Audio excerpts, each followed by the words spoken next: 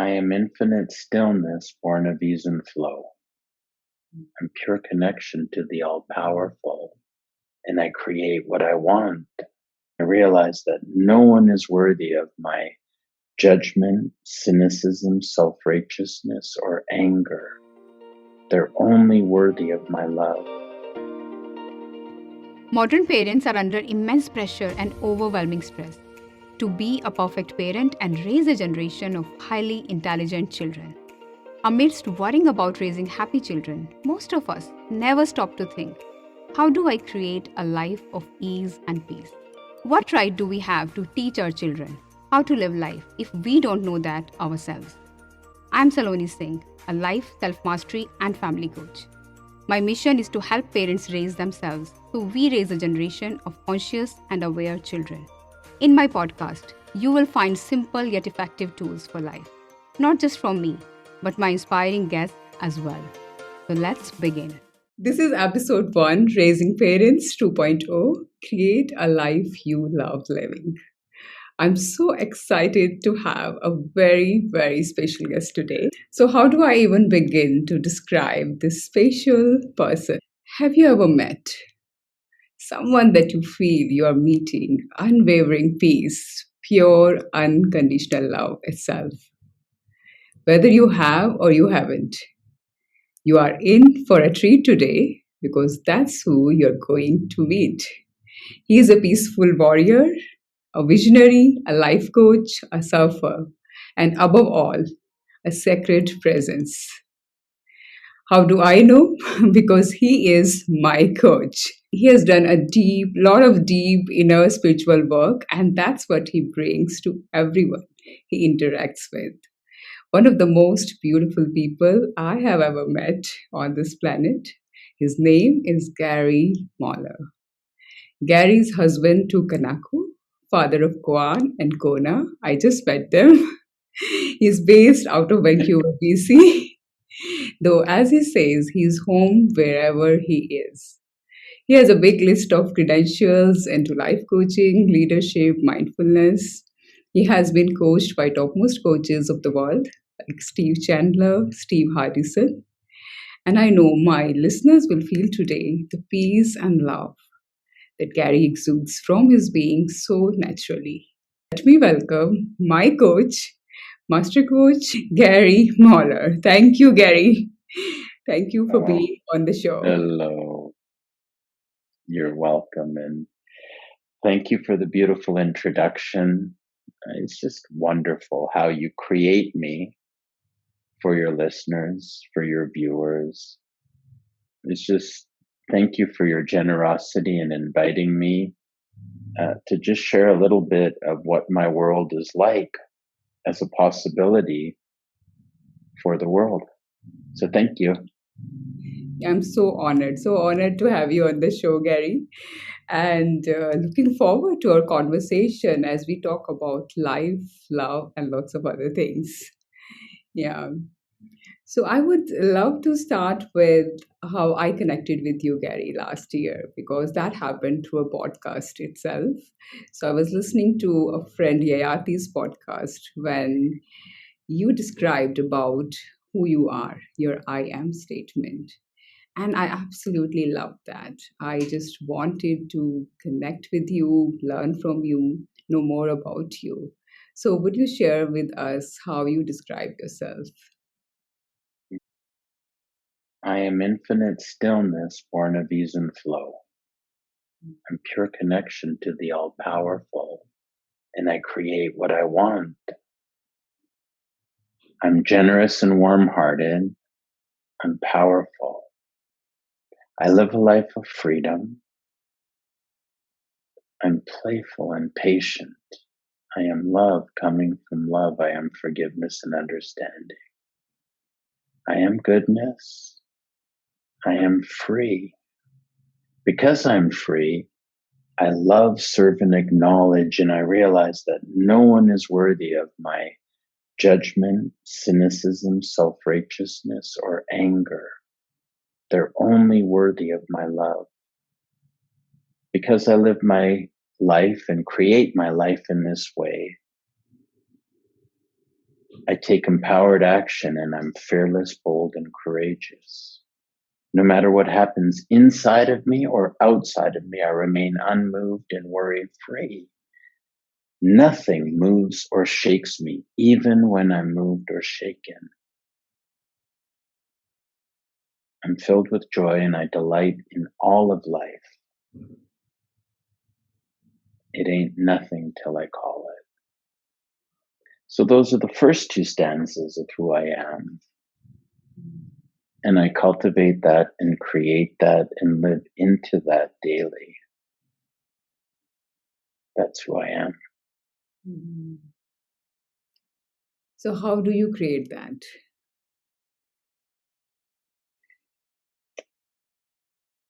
I create that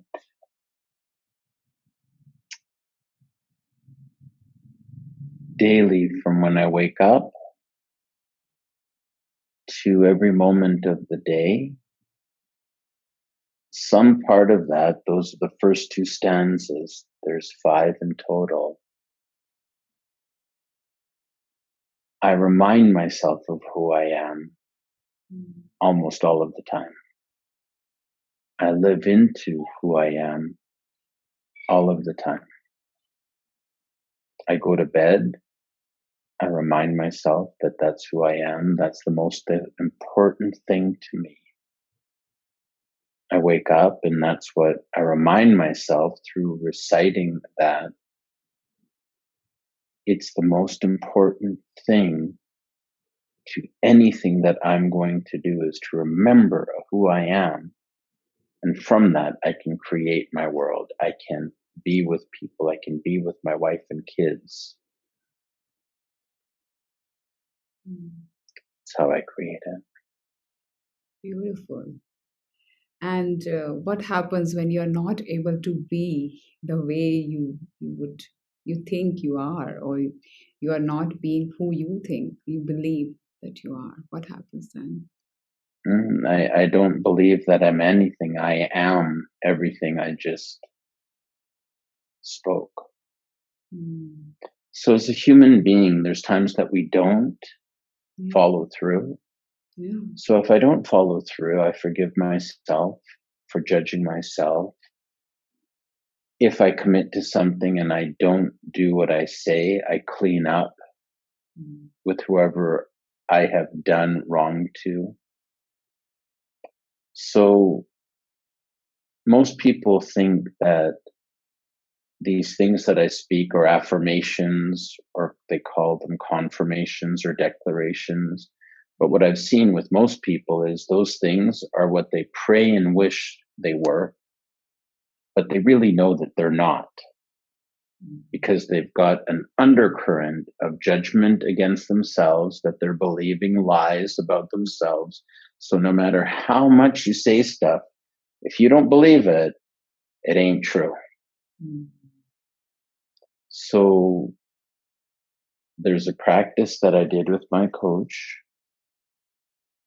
and it is a forgiveness practice for forgiving myself for judging myself as something. So in this, I'm not forgiving myself for being impatient. I'm forgiving myself for judging myself as being impatient. There's a distinction there. Yes, right. And I come back, and when I forgive myself for judging myself, judgment is a debt, forgiveness pays the debt. So if you're in debt, you feel heavy. Judgment is like debt. It's like you owe $1 million. Oh my God, I'm so heavy. I owe the debt. Forgiveness pays the debt. I forgive for myself for judging myself. So what I did was, every time that I thought that I was, let's say, rejected, that used to be the thing. I'd hate rejection. I looked at every time that I felt rejected by a girl, by a client, by something, somebody, I forgave myself for judging myself as rejected. And in that, I found out that I wasn't rejected. They were just confirming something I believed about myself, and I rejected me. It just gave me carte blanche to just keep on judging myself, reject myself. So I went through all of the times that I thought I was rejected, and I forgave myself for judging myself. And then when there was a clean, open space, I said, for the truth is, and the truth is, I am free. So that's all that resonates. I am free. I cannot be rejected. People can tell me no, people can tell me whatever they want. But the truth for me is I am free to never reject myself, no matter what happens. Right. And in that freedom, I declare who I am, what it is that I want, and I declare I am free. So since I'm free, I take empowered action. I can take empowered action because whether or not you say yes to me, it's irrelevant to me. So I can take that empowered action. I'm fearless, bold, and courageous. I just do what I do because I know who I am. I am love coming from love. I'm forgiveness and understanding. So I can do things. And if I falter, guess what? I am love coming from love. I'm forgiveness and understanding with myself. I'm patient, playful with myself. So no matter what happens, whatever I do and say, oh, human being here, oh, I don't need to be a saint and I don't need to be a guru. You know who I need to be? Me, Gary. That's all I need to be. And I'm the same Gary with you that I am with Yayati or with Hardison or my kids who you met before we came on here to do this. I'm free.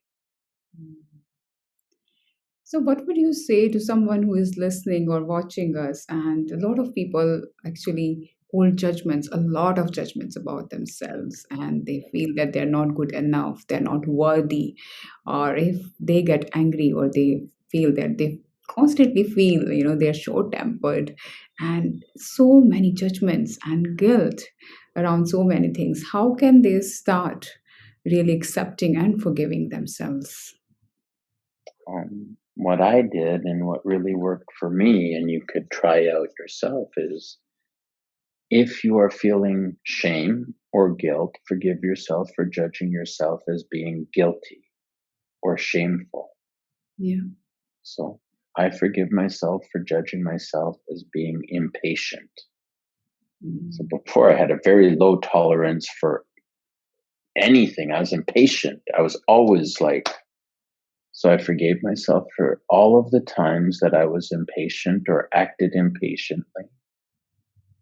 And as I forgave myself for the judgment, the debt started subsiding and there was a space. And in that, I was able to say, well, I'm not impatient. I am patience. I'm at liberty to be infinite patience. And when that option became available, I stopped believing the lies. And I went through all of the times and I got rid of the undercurrent of nonsense I was believing. And at that point, there was something new that could come from within me. And then that's what it is. And I just keep on speaking who I am. Yeah. Love and commitment, that you can't give me a cup of commitment or love. It is only existing in the speaking of what it is. In the speaking of who I am, that declarative act creates who I am.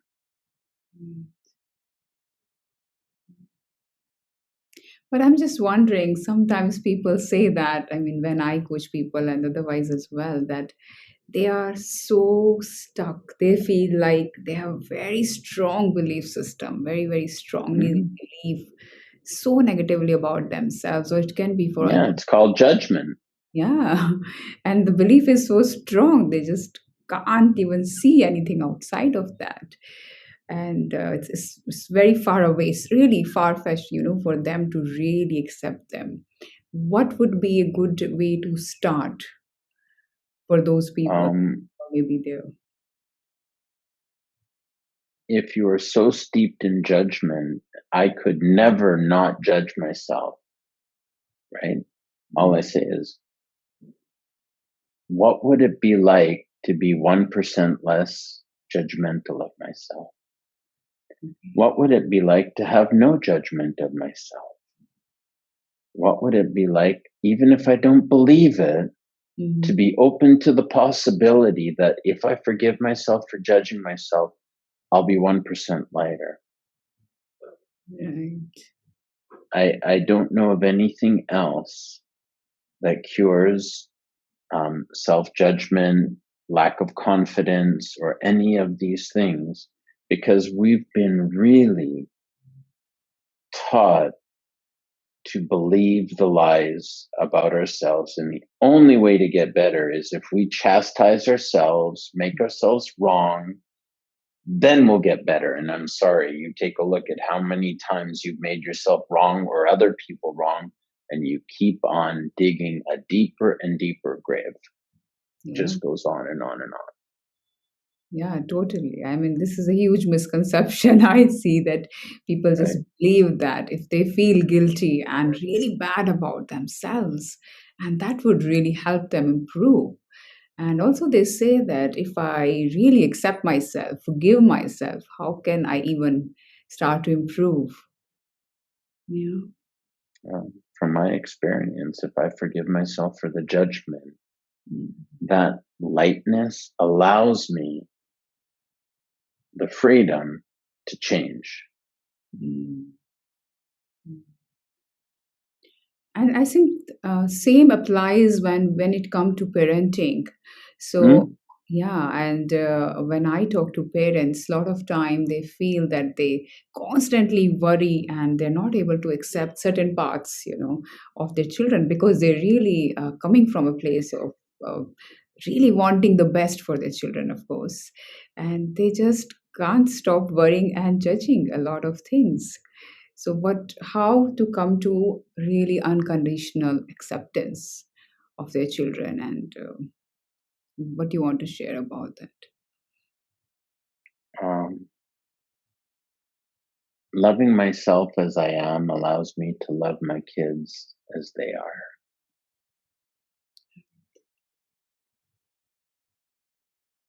If I am constantly chastising them, I'm creating an inner voice within them that will be chastising themselves, and I'm just going to be ensuring they continue down a path of whatever it is we don't want for them. Mm. So what I do is I love what it is that I don't like about my kids out of them. My son was very rambunctious as a young boy. He would run around in the Japanese preschool and all of the kids would be behaved, and it caused my wife a lot of grief. And I remember working with Steve Chandler. Um, I just kept on working on, like, my son's driving us crazy. I don't know what to do. What do I do? And basically, I was with my son and I loved him. And over time, he gradually grew out of it.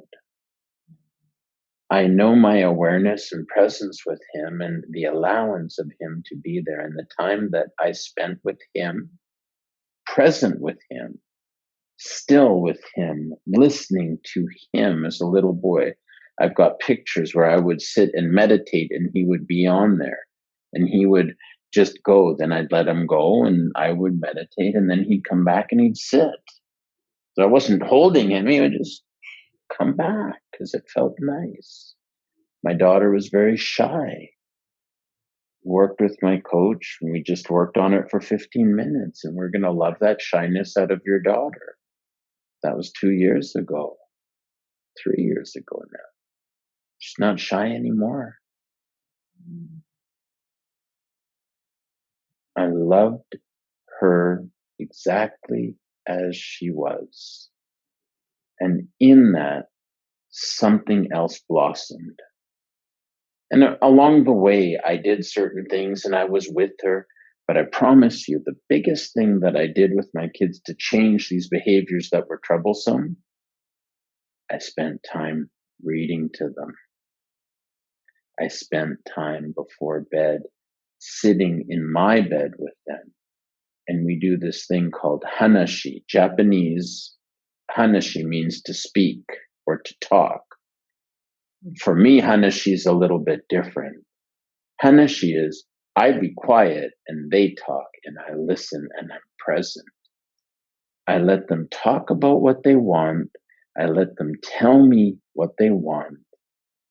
And then I'll ask them questions. And in that, they feel seen, they feel heard and safe and loved. That changed my son and my daughter. And during Hanashi, if my kids want to know which is stronger, Godzilla or King Kong, I'll just tell them. What is stronger, a dinosaur or a gorilla? And I'll just listen. Man, you want to talk about that? Would you rather this or that? Whatever you want, I'm there with you. That changed them. So what you're saying is that you loved, accepted, and loved shyness out of her, and she Yes. blossomed. She blossomed. Some parents might think like, okay, if I just completely love and acceptance, accept the parts of my children, and if they don't change, they might worry about it. That if sometimes they feel that they have some social anxiety or they have certain issues, they don't mingle or they are not very confident. And if they don't change, what would you say to those parents? I try what I'm saying because usually there's judgment, there's worry, and the kids are picking up on what you are creating with them. And if it's still not working, love and accept them and bring them to someone who can help them. If there's professional help to help with shyness and it gets to the point that nothing's, but first, change how you create your children. I created Kona, that's my daughter. People would say, oh, your daughter's very shy in front of her. And I didn't tell them, no, she's not. I just said, some might say she's shy, but I don't. To me, she's just very observant and caring and brings me back to the present moment and generous. So I would create her in front of these people, and then they totally forget that she's shy. They said, really? In what way? I'd say, man, if I'm sitting and I need something, she's there and she brings it to me. Oh. She's so observant. And I create her to people. I create her to herself, not as shy. And I don't say, don't call her shy. So she's going to say, oh my God, I'm shy. I just create her as what I see. I create everyone. I create my wife as graceful, beautiful, practical, loving, caring, powerful. I create that every day. I create that I fall in love with her more every day. I create that if sometimes I falter and she has to tell me some hard truth, I'm not going to be pig-headed and not accept what she says. I'll say, oh, maybe. Yeah. So when you say that you create people, tell us more about that. What do you mean by that? The way you see them, that's what you mean? I create them in how I am non-judgmentally. So I create that. I create them in how I speak of them to other people. So most people, if they gossip, they create people down. I create people up. I love, serve, and acknowledge. I will find something, and I don't say stuff out of my butt to just make people like me. I will find something that I actually believe is true, and I will share that with people. I will say, oh, thank you. You are so kind. You are so generous. I really appreciate you. Thank you for what you're doing. I create them up. So in this, man, I just create everyone. So genuinely finding something that you would love and then express. I don't say things I don't believe, or I don't say anything to get something. I don't need anything. And only from a non-judgmental place of myself can I be non-judgmental of other people. If I'm in judgment of myself, the world looks gray and dreary, and I find problems with everybody. Yes. I know when I am not good with me, my wife's not good, my kids aren't good, the world's not good. When I am correct with me, I can be correct with the world. What is going on in here creates what's going on out there. So if you are in a challenging situation, if lots of, let's say, something is going on around you and that could disturb, how would you stay in that presence, that patience you mentioned, that goodness in that moment? Unless I'm cultivating this over time, I'm essentially cultivating a firm foundation for my life in my meditation practice, in my stillness, in my alone time. Most people never take the time. They're busy, busy, busy, and then they're wondering why everything's falling apart. So to me, my practice of stillness, of quiet, of forbid, of reading, of doing what it is that I need to meet the world, that creates it. And it is a practice over time. So in the last 20 years, I've created this thing where I want peace. So I found ways to cultivate peace through studying about mindfulness, reading a very beautiful book called Wherever You Go, There You Are by John Kabat-Zinn, which taught me the foundations, the fundamentals of Vipassana breathing meditation, which I just tried. In, out, breathe in, breathe out. Very simple. Yeah. As I'm breathing in, what am I experiencing? What's going on in my mind? What am I not paying attention to? And over time, I got to be very proficient at really paying attention to what's going on within me, without. And in that, using the breath as a tonic to help me. And I notice if I'm worried, I'm not breathing deeply. My body feels constricted. If I breathe into any part of my body that feels something and I don't reject it, I welcome it, guess what? Over time, it dissipates. I've learned that. So it doesn't happen overnight. And it's not like I'm special or some monk or guru. I'm not. I'm just some dude. I don't have a zafu or a specific place where I've got candles. To me, I don't need that stuff to get me in the mood. Man, I'm just so simple. It's like, man, oh, here I am. Back home. Okay, let's go. Awesome. And you follow the stillness practice that I'm also now following. And you want to share, what do you do in your stillness practice every morning? It's probably less important what I do to who I am when I'm doing it. So in my morning time, I begin with really reciting or speaking myself into existence. I'm selfless and power filled in all I do. I'm magnificent and brilliant. I'm energetic and dynamic. I'm focused. I'm laser-like focused. I'm a grand master of discernment with the peace of mind and freedom of heart to cut through all lies of lack and limitation, suffering. Man, I create that. I just sit in there and it floods over me. And then from there, I just know what it is to do, whether it's sitting, drinking a latte, drinking some water, but it's just quiet time and things will come to me. I'll take a look at my calendar and I'll say, oh, today I've got this and this.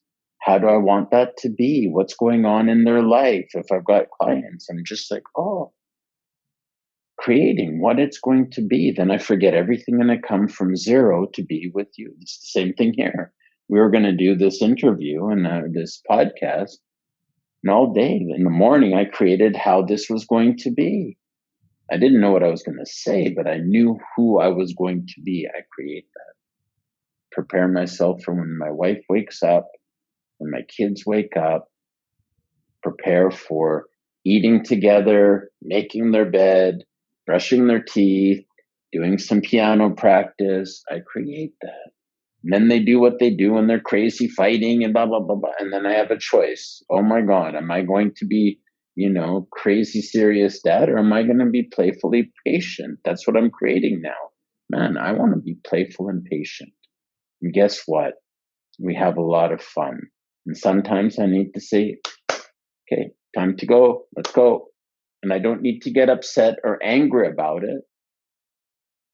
Before we came, they were going to bed. We're like, okay, now it's time. And they said, bye-bye. Yeah, and they're all cute. And you're like, oh my God, you're like twins. And then they just go. My son had my AirPod. I said, okay, where is he? He goes, I said, it's there. Just give it. Okay, bye. Time to go. I love you. I'll see you in the morning. Nice. I create that. Awesome. Some people, when they start stillness practice or any kind of meditation, and they find it really hard.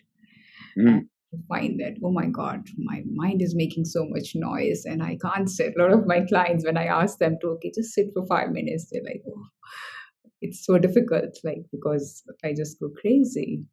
Anything you want to say for them? Yeah. Most people do meditation to get rid of that. Meditation isn't about that. Meditation is paying attention to what's driving you crazy. And that 5 minutes is a microcosm of your whole day. It's just you're too busy to notice the undercurrent of dis-ease and dissatisfaction. So essentially, from my understanding of meditation, is I sit for 5 minutes and I put out the welcome mat to everything going on, to my breath or lack of breath or my monkey mind. And I just like, welcome. That's amazing. Oh my God, you're thinking about NFL football. You don't even like NFL football. Are you crazy? Now you're thinking about basketball. Don't you know you should be quiet? Come on. And I'm like, oh. So I just got to the point, whatever is going on in here, that's going to do it. And I breathe through it. Yeah. That's so funny. The brain is doing what it does. It's judging. Oh my God, it's judging. Oh, it's laughing now. Oh. So all my practice has been, and if you read that book, wherever you go, there you are, it details beautiful things to be present with all of life. And to me, I just want to be present to the full catastrophe of life, to everything that is occurring. If this happens, so what? I got worked up, so what? Now what do I want to do with it? So I've just, every moment in that book, every moment is a branch moment. You go here, I went down the wrong path. Okay, well, I choose forgiveness, breathing. I go back to this side. I just choose the light. I choose the lightness. I choose and I create. So right now it's like 9 p.m. When we're finished this, I'll go talk to my wife a little bit. I'm going to prepare for bed. Sometimes I'll reflect on the day. I'm going to prepare myself for the next day. for sleep. I'll check on my kids. They'll be sleeping or they'll still be talking, and then I'll hug them. Man, like I just don't even know what I'm going to do, but I know I'm going to be present and aware and alive to it. Mm. I love that what you said, that putting the welcome mat and just allow everything, just welcome everything. And I've noticed in our conversations earlier, you really vouch for slowing down. Mm, That is something which has really helped me, and I also keep coming back to that. And a lot of people are just rushing through life. Yeah. mm. So how I do was one of them. yeah, how do you think it has helped you in your life, or what you want to say about that? Um, we believe that the more we do and the harder we push, the more force that we exert on the world, we get what we want. Mhm. Um, and it comes at a very high cost Mm. because life passes us by and we miss moments. We miss moments. My kids wanted to come say hi to you. If I would be, I'd say, just go to bed. I've got things to do. Yeah. Come on, we got to get this done. Come on. And I'm like, man, please. Okay. Take the time. Okay. That's beautiful. Now, good night. I'll see you later. Slowing down allows us to become present to what's going on within us and outside of us, and Mm. then really allows us to have a realistic relationship with life, not a sped up, out of control. I need to do this and I've not done this. Oh my God, I didn't keep my diet or I didn't do this. And then judgment comes in and it just falls apart. My husband is so bad. My wife is just so nagging me. Oh my God, my life's a disaster. Faster, faster, faster, faster, faster. And I'm like, man, if I slow down, I had an idea. I lived in Tokyo for 2 years and I was just kind of fooling around for 2 years, running my business remotely, my old business, which I sold. So I had this idea. I don't know what's going to happen today, but I Mm. got a pretty good idea that 50% of it will not be to my liking. Life will give me some lemons, I'm pretty sure. And 50% I'm going to be pretty okay with. Mm. And I said, I am going to be deliberate. When something occurs that I don't like, I will slow down. I will take my practice of mindfulness and breathe through it. And I will learn to see what's occurring inside of me when something happens. So there's one time specifically where I was on a train. So I was studying Japanese, and there's a circle line in Tokyo. And where I lived and where this school was right here. So it's not quite halfway. So I went to class and then I was a tutor. I would tutor English. And near where I lived, I had a client that I was doing some consulting and tutoring with. And I was on the train and at the platform, it was a crazy platform. I took the wrong platform by mistake. So instead of going here to get on time to my thing, I went this way and I realized over here, it didn't matter where I went, I would be late. I hate to be late. And I was like, and I just judged myself as angry. So then I had, it wasn't a smartphone, but it was a Japanese phone. It was pretty advanced at the time. And my client's name, his nickname was AT and I was TK. I said, AT, I am so sorry, but I will be late. He said, hey, TK, no problem. I can use some extra time. And I said, oh, so then I'm Wow. on the train and I'd never been on that northern part I never would go there. It's so far. Why would I want to go to, Ikebukuro or why? But then I'm there and I'm like, oh, that's quite nice. I've never been here. Oh, there's some pretty girls I'm smiling at. That's so nice. Oh my God, it's so fun.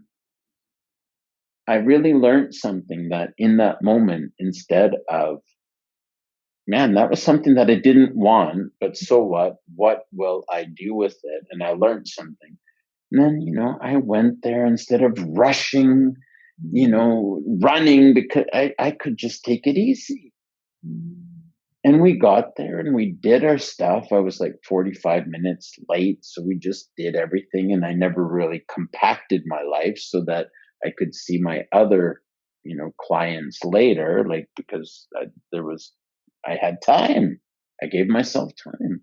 So I really learned in Tokyo, yeah, time. I had time to read this book. Everywhere I went in my knapsack, I had that book. Man, I slowed down. In those 2 years, I prototyped the life that I live now. Oh. I can see like so many of us will just keep on running, like as if we are running out of time and there is something to somewhere to reach to. And I remember once a client told me that if I sit for a moment doing nothing, I go crazy, Saloni, because I have to be Mhm. productive. Because, and then she told me that my dad used to say that to me, like, even if I'm sitting idle for a moment, why you're not doing something? You must be doing something with your time all the time. So I think we have this crazy idea that we have to be so productive and keep on doing something. Yeah, Yeah, it comes at a cost, yeah. and life passes by, and there's no race, but at the end, we die. I tell my kids, um, yes, the body dies, but the memory you have of me will live forever. The times that I spend with you, I want them so you remember who I am and how I made you feel. So when I pass away, even if you won't see me, you will not need to be sad, because as long as we hold on to the memories that I have created with you, I'll never die. And if you speak to me, to your children, about your daddy, that will pass on. Mm. And they're like, but I'll be sad. I won't see you. Yeah, you won't. Not in the physical form. But what I'm creating is that they are going to remember every day Hanashi speaking with my kids, talking, listening, being with them. They're going to remember the mornings where I wasn't frustrated, but we played. They'll know that when I falter and I say, my son is very funny. He's got, my wife calls it the Mahler gene. The Mahlers come from the Black Forest. So we lived in the Black Forest, and we also lived just in Croatia, Serbia area. And they got a temper. My son has it. I have it. So like my son learned from me, especially when he was young, when I wasn't so forgiving. This was before I did the work with my coach on forgiving. Man, he can be impatient. And she goes, oh my God, you got the Mahler gene. And sometimes even now, if I'm impatient, Daddy, that was so impatient. I say, I know, we both have the Mahler gene. That's why I go to see Steve Hardison. I really apologize. Let's work on this together. When you're impatient with Kona, or if I forget, let's forgive ourselves. I talk to him, and he's, then he changes.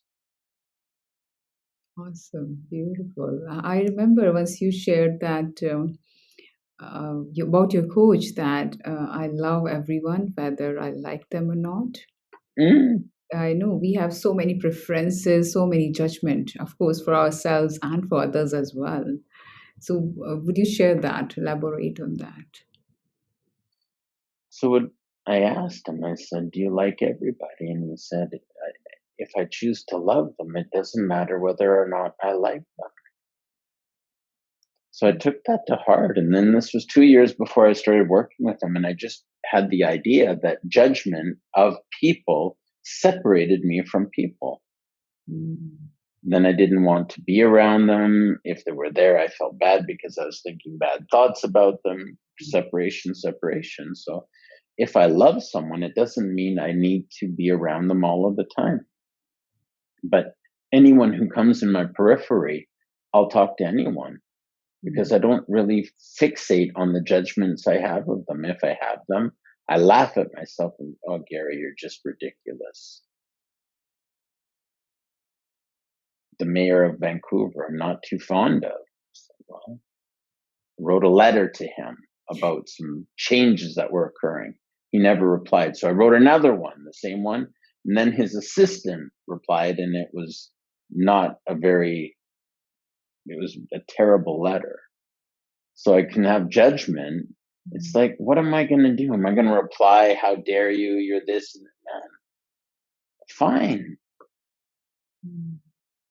I forgive myself for judging myself at the terrible job he's doing. And there's some things that I call a spade a spade. There's some things going on that he's not really doing a great job. But I don't fixate on the anger or judgment I have of him. I wrote a letter, I got something back. So what? Now I become the change I want to be in the world. I forgive myself for judging myself against him. And I wish him well. I wish you the wisdom to be able to tackle some of these problems differently than you do. He doesn't need my judgment or hate. That's just tearing me apart.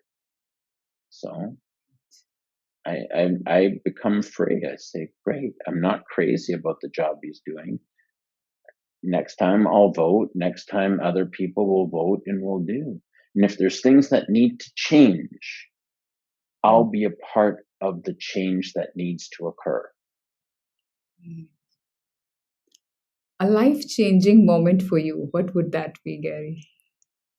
The life-changing moment that I keep coming back to is in 1997, I realized that I just wanted peace. And for 3 years, I couldn't find it. I was just miserable.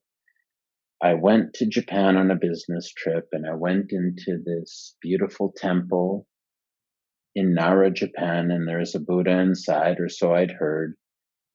And I went there because it was a touristy thing to do. And I walk in from the humid outside, the cool air from inside, because it's a wooden structure with beautiful ventilation. And I see this Buddha. And I was like, man, I want that. I want that peace. 21 years later, I have that peace.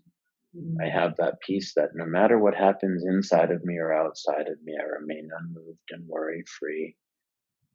Nothing moves or shakes me, even if I'm moved or shaken. I can be with anything, and that peace remains. I can sit through anything. And if I can, I forgive myself for judging myself. I am love coming from love. I'm forgiveness and understanding.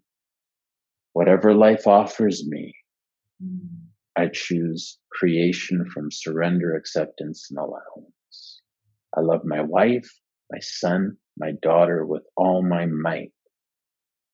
And I lay my life down for them. And if I forget that, so what? You know what? I just go back to doing my job. My job is to love my wife, my son, my daughter with all my might and lay my life down for them. So do I do that all the time? Man, I don't. I'm a human being. I'm not a saint. I'm also not a sinner. I'm Gary. And I just come back to this. That desire of I want peace led me to every step and following what I could at the time to become that which I sought. So now I'm that. I am peace. So that changed everything. Oh, that was beautiful.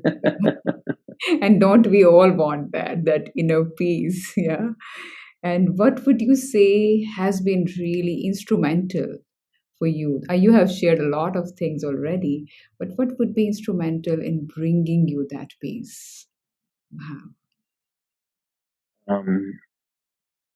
Being gentle with myself each step of the way as I was learning It was like learning how to walk. A child doesn't really worry about how often it falls. It just knows it wants to walk. I wasn't too preoccupied at how bad I was at meditation or how bad I was at all of these things. I just said, oh, well, now I'm going to sit 2 minutes, 3 minutes, 5 minutes. I will learn. I'll be open. So this gentle way of being with myself created the biggest shifts that I could have imagined. And there are things that I still don't know, but there is an ease and flow to creation that is occurring within me where things that I couldn't have imagined are being manifested through me, life living as Gary, that I could not have even fathomed. And it just occurs.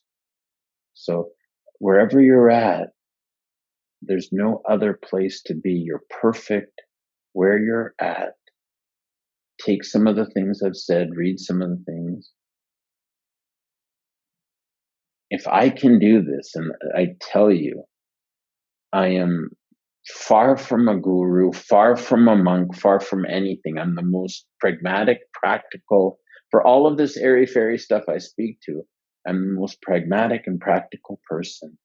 It's like I will be open to things and I will test them, and I will be open in my heart to anything to bring me that which I seek. I just realized I wanted peace, and now I do everything to be love, peace, non-judgmental, and I create it. And some days when I falter, guess what? I create that. I am playful patience, especially with myself, because I'm a super slow learner. I am love coming from love. I'm forgiveness and understanding, especially with myself. And I always get what I want. Peace. Wow, that's just an amazing consolidation of everything you've shared, Gary. And I think that itself answering my question, which I was thinking to ask, that how to create a life that you love living. I think, yeah. Anything else you want to add to that? Follow the breadcrumbs. If there's something you desire, ask yourself, what am I doing, believing that I am keeping this out of my life? And just be open to things that would not seem common sense, and follow it. Awesome. Awesome. I think a lot of wisdom nuggets we have got. And it's so funny. We should share with our listeners that we surrendered because we are doing it again.